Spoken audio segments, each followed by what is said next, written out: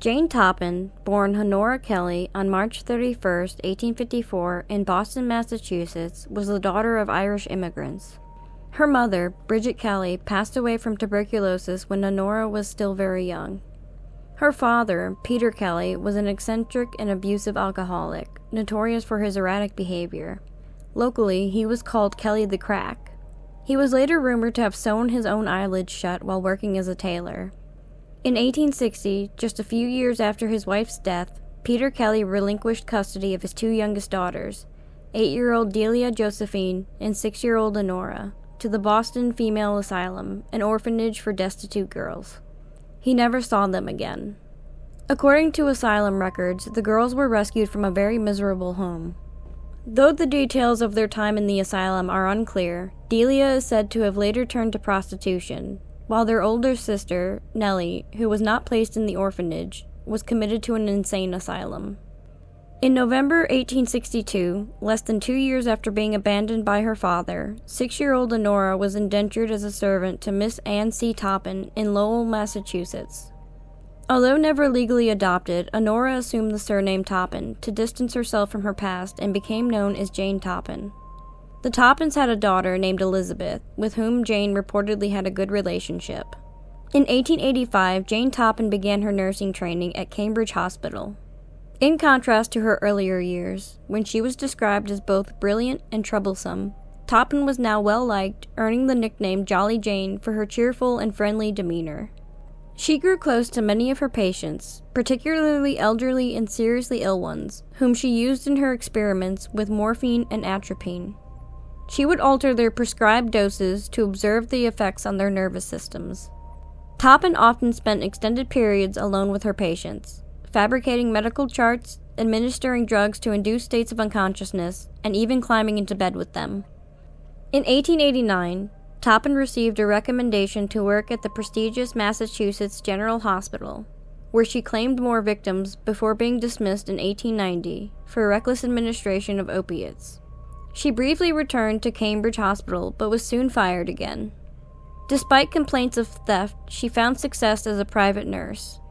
Toppin's poisoning spree began in earnest in 1895 when she killed her landlord, Israel Dunham, and his wife. In 1899, she poisoned her foster sister, Elizabeth, with strychnine. By 1901, Toppin moved in with Alden Davis and his family in Catalmet, ostensibly to care for him following the death of his wife, Mattie, whom Toppin had also murdered. Within weeks, she killed Alden, his sister Edna, and 2 of his daughters, Minnie and Genevieve. Suspicious, the surviving members of the Davis family ordered a toxicology exam on Minnie, which confirmed she had been poisoned. Local authorities placed Toppin under surveillance, and on October 29, 1901, she was arrested for murder. By 1902, Toppin confessed to killing 31 people. Following her arrest, one of William Randolph Hearst's newspapers, the New York Journal, published what it claimed was Toppin's confession, in which she admitted to over 31 murders. She reportedly wanted the jury to find her sane so she might have a chance at release. In court, Toppin maintained that she was sane, arguing that because she knew what she was doing and understood it was wrong, she could not be considered insane. Despite this, she was found not guilty by reason of insanity on June 23, 1902, and was committed to the Taunton Insane Hospital for life. She remained there until her death on August 17, 1938, at the age of 84. Cordelia Botkin was born in 1854 in Polk County, Missouri. Later, she and her family moved to California, where she married a man named Welcome Botkin. Together, they had one son. In 1895, at the age of 41, Botkin met John Preston Dunning, a journalist, while he was cycling through Golden Gate Park in San Francisco. Dunning, 9 years younger and also married, became infatuated with her. At the time, he was a highly respected reporter for the Associated Press, having completed assignments in Samoa and Chile. He had recently been promoted to superintendent of the AP's Western Division in San Francisco. By 1896, Dunning's wife, Mary Elizabeth Dunning, left him due to his infidelities and returned with their daughter to her family home in Dover, Delaware. Her father was former Congressman John B. Pennington. Meanwhile, Botkin became Dunning's lover and constant companion. Botkin was estranged from her own husband, a grain broker in Stockton, California, though he continued to provide her with financial support. Dunning, who struggled with alcoholism, was eventually fired by the Associated Press for embezzling $4,000 to cover his gambling debts. He lost subsequent jobs at newspapers in Salt Lake City and San Francisco due to his drinking and eventually moved in with Botkin. Their affair lasted for nearly 3 years, but ended in 1898 when Dunning was rehired by the Associated Press to cover the Spanish-American War. Before leaving San Francisco, he tearfully told Botkin he would not return. Dunning later reconciled with his wife before departing for Cuba, where he gained recognition for rescuing survivors from the Spanish battleships sunk during the Battle of Santiago de Cuba in July of 1898. Cordelia Botkin sent anonymous letters to Elizabeth Dunning detailing her husband's infidelities. On August 9, 1898, Elizabeth received a box of candies addressed to her and her sister in Dover, Delaware, with the note, "With love to yourself and baby." Her husband, Dunning, who was known to be passionately fond of candy, took at least 3 pieces for himself and shared the rest with others on the porch of her father's home. Tragically, after consuming the chocolates, Elizabeth and her older sister, 44-year-old Ida Harriet Dean, fell ill and died from arsenic poisoning after 2 days of agony. 4 others who had sampled the candies survived. Elizabeth's father recognized the handwriting on the note as matching the taunting letters he had previously received. The police traced the candies back to a shop in San Francisco and eventually identified Cordelia Botkin as the source. Cordelia Botkin was prosecuted for murder on April 30, 1904, before Judge Carroll Cook. Initially convicted in December of 1998, Botkin appealed the verdict. At her retrial in 1904, she was convicted again and sentenced to life imprisonment. Botkin was initially held in San Francisco, but was transferred to San Quentin State Prison following the 1906 earthquake. She died there in 1910.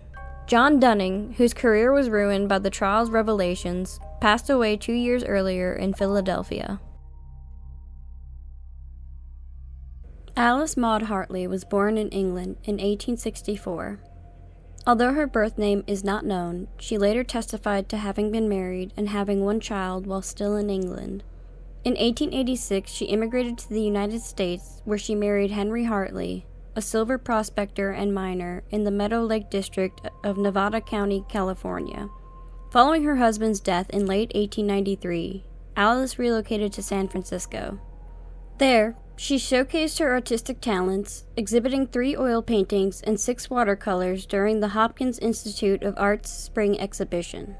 In March of 1894, she also participated in the California Midwinter International Exposition. In 1895, a self-portrait of hers was displayed at the California State Fair in Sacramento. In October of 1893, Mrs. Hartley moved to Reno, Nevada, where she rented a studio on the 3rd floor of the Bank of Reno. There, she offered art lessons and painted portraits. According to her testimony, Senator Murray D. Foley, the bank's president, visited her studio and pressured her to drink liquor with him. She claimed the drink was drugged with brandy and Benedictine. After taking a sip, he convinced her to drink the rest, causing her to lose consciousness. She briefly awoke, passing out again, and regained consciousness at 5 a.m., finding Foley still present. Mrs. Hartley testified that Foley returned to her door several times on different nights. On February 25th, she entered her room to find him already inside. She recounted how he violently kissed her, picked her up, and threw her onto a couch, where she once again lost consciousness. Later, discovering she was pregnant, Hartley confronted Foley, demanding he acknowledge paternity in writing. He agreed, but insisted there be no witnesses. On July 26, he visited her room, threatened her, and grabbed a chair as a weapon. In response, she retrieved a pistol hidden behind a curtain and shot him twice. In August of 1894, Mrs. Hartley was indicted by a Washoe County grand jury, and her trial began the following month, attracting a large crowd of spectators. The all-male jury found her guilty of second-degree murder, but recommended mercy. As a result, she was sentenced to 11 years in prison. On November 16, 1894, Mrs. Hartley gave birth to a son, whom she named Vernon Harrison Hartley. Petitions both supporting and opposing her sentence were submitted to the State Board of Pardons. When the board convened on June 3, 1895, they rejected her plea for release. On June 18th, Mrs. Hartley and her infant son were transferred to the state prison in Carson City. She was assigned 2 adjoining rooms and given the status of a trustee inmate, granting her certain privileges. In January of 1897, the State Board of Pardons granted Mrs. Hartley a full pardon, citing that the shooting was justified due to Foley having wronged her, that she had already been sufficiently punished, and that she had a child to raise. Following her pardon, Mrs. Hartley filed a lawsuit on behalf of her son, seeking half of Foley's estate, which was estimated to be worth between $2 million and $8 million. Testimony in the case began on November 24, 1896, in Carson City. Although the jury was split 8-4 in her favor, they were unable to reach a verdict, and the case was set for a retrial. However, during this time, her son tragically died of scarlet fever. Despite her son's death, Mrs. Hartley continued the legal battle as his heir. However, in June of 1897, a judge ruled that her testimony was invalid and declared her not entitled to any part of the estate, which had by then been reduced to an estimated $100,000. She passed away in Denver, Colorado on December 28, 1907. Pearl Bryan was the daughter of Alexander S. Bryan, a respected local farmer, and Susan Jane Bryan. A graduate of Greencastle High School, she had recently started teaching Sunday school. On January 28, 1896, Pearl left her home in Greencastle, telling her family she was going to visit a friend in Indianapolis. On February 1, 1896, the headless body of Pearl Bryan was discovered behind what is now the YMCA in Fort Thomas, Kentucky, by a 17-year-old farmhand named Johnny Hewling. The coroner reported that Bryan had suffered multiple wounds on her back and hands and was decapitated while still alive. She was also 5 months pregnant at the time of her death. Her body was identified by a tag in her custom-made shoes from Greencastle, Indiana. Pearl Bryan's headless body was later buried in her family's plot at Forest Hill Cemetery in Greencastle. Scott Jackson, a dental student at the Ohio College of Dental Surgery, was arrested for the murder and implicated his roommate, Alonzo M. Walling. The trial revealed that Jackson had been secretly involved with Bryan for several months. On January 31, 1896, Jackson and Walling allegedly drugged Bryan with cocaine at a saloon in Cincinnati, Ohio, before murdering her that night. An analysis of her stomach confirmed the presence of cocaine. During the investigation, both Jackson and Walling gave conflicting accounts of the location of Bryan's head, claiming it was either at the bottom of the Ohio River or buried in a sandbar in Dayton, Kentucky. Authorities searched the Covington Waterworks and the Miami and Erie Canal, but found nothing. In a 1937 interview, former Cincinnati detective Cal Krim speculated that the two had burned Bryan's head in a furnace at their dental college. Her head has never been recovered. Jackson's trial began on April 21, 1896, and concluded on May 14th, while Walling's trial ran from May 26 to June 18th. Both men were convicted of first-degree murder and hanged on March 20, 1897, behind the Newport Campbell County Courthouse. Reports indicate that instead of their necks breaking instantly, they were strangled to death over several minutes. The gallows were dismantled after their execution, and they remained the last individuals to be hanged in Newport.